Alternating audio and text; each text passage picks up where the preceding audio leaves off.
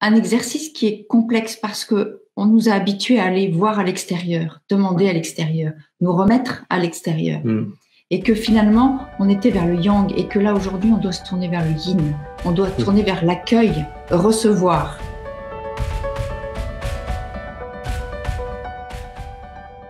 Comment vous vous dites que vous voulez avancer dans votre vie? Est-ce que c'est par évolution, par transformation, par incarnation?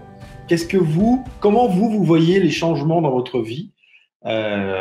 J'ai envie de dire le plus vite possible. Enfin, en tout cas, ce qui va être la méthode où l'on perd le moins de temps, sachant que vous savez que la vie est courte. Elle est même parfois encore plus courte qu'on ne le pense. Donc, c'est pour ça que c'est important, non pas de se précipiter, mais de le faire le plus vite possible pour que ce soit bien fait, efficace et durable. C'est beau ce que tu dis. Parce que j'étais en train de penser en fait à justement ne pas prendre trop son temps parce que la vie est courte et que effectivement on est venu expérimenter quelque chose sur cette terre. Après vous y croyez pas, peu importe. Moi j'ai cette croyance là qu'on est venu expérimenter quelque chose et que justement on va pas attendre éternellement quoi que ça se présente à nous tout cru. Donc l'évolution c'est super. Mais à un moment donné, il faut bien choisir la façon dont on veut évoluer pour qu'il y ait un coup de boost, pour qu'il se passe quelque chose. Qu'on finisse pas finalement à la fin de sa vie en ayant des regrets. Pourquoi on a eu cette discussion? Ça date de 2017, donc notre voyage au Québec. On a eu le privilège d'aller interviewer. D'ailleurs, vous aurez bientôt droit à cette interview pour ceux qui sont dans nos listes ou qui travaillent avec nous. C'est Rémi Tremblay. Rémi Tremblay, c'est un leader québécois. Vraiment, je vous le dis, c'est bon, je me suis engagé ce week-end à ne plus dire le mot, mais c'est un putain de leader. Comme on en voit peu.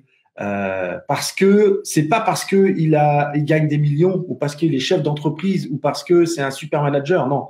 Il est leader parce qu'il a un niveau de réflexion et un niveau de se mettre au service du plus grand nombre.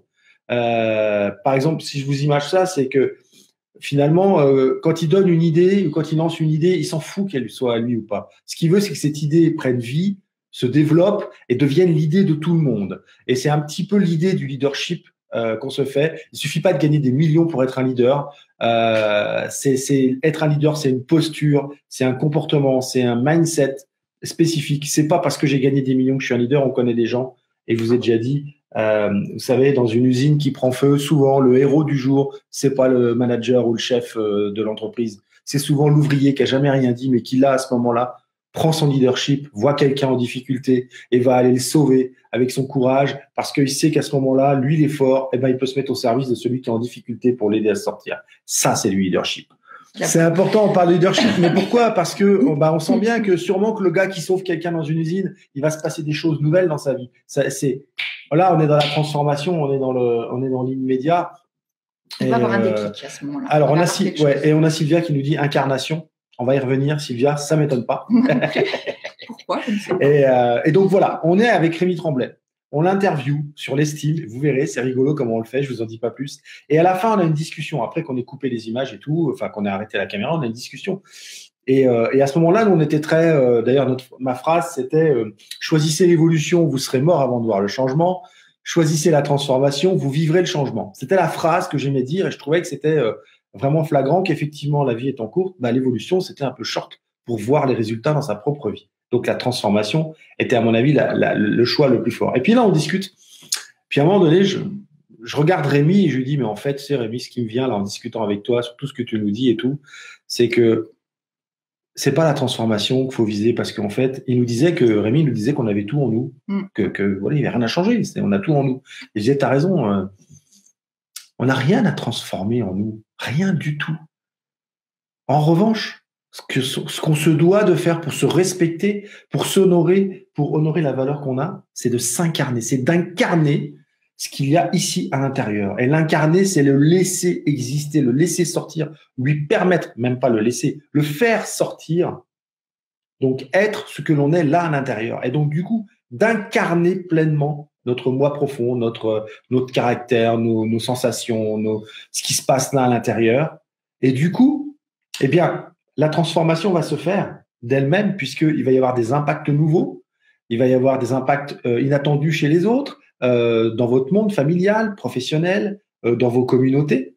Et la transformation va s'opérer parce que vous n'aurez plus le même regard sur l'extérieur et l'extérieur n'aura plus le même regard, même s'il n'est pas fondamentalement important en vrai, il n'aura quand même plus le même regard sur vous et les choses ne vont plus se passer de la même façon autour de vous.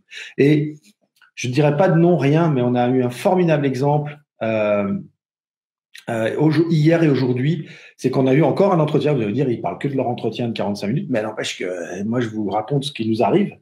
Eh bien, cette personne a un entretien avec nous, on a déjà changé une énergie, senti un changement d'énergie incroyable. Eh bien, figurez-vous qu'en rentrant chez elle, sa fille a dû sentir cette énergie et lui a confié quelque chose qu'elle lui avait jamais confié. Voilà, j'en dis pas plus. Et parce que déjà, dans sa façon d'être, elle avait changé. Et donc, l'énergie qui se dégageait d'elle était sûrement complètement différente. Et en face, l'être humain qui est son enfant a senti, sans même s'en rendre compte, inconsciemment, ce changement d'énergie. Et donc, quelque chose d'autre était possible. Quelque chose de nouveau était possible. Voilà. Et ça, c'est dû à l'incarnation plus qu'à la transformation. Parce que finalement, la transformation, c'est le résultat du fait que cette personne s'est mise à incarner des choses plus profondes venant d'elle.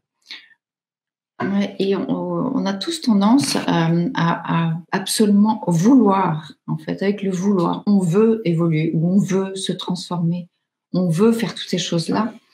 Et finalement, l'incarnation, c'est juste laisser être, en fait. Donc vraiment, tourner le regard à l'intérieur de soi et recevoir ce qui vient, recevoir des informations, recevoir.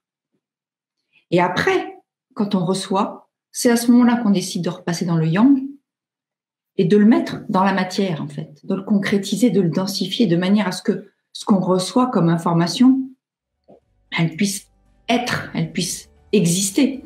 Sinon, elle reste là et il se passe rien, en fait. C'est vraiment cette notion, en fait, de yin et de yang tout le temps en permanence, de vouloir. On est dans une société où on est énormément dans le faire, dans le yang, dans la dépendance même vis-à-vis des autres. Donc finalement, c'est tout. Le regard est tourné vers l'extérieur, on se compare aux autres, on juge les autres, on se juge soi-même. Voilà, il y a toujours un regard extérieur.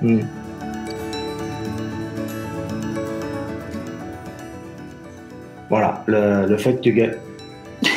Pas d'accord. Non, mais je m'enflamme, mais c'est important. Il parle de leadership.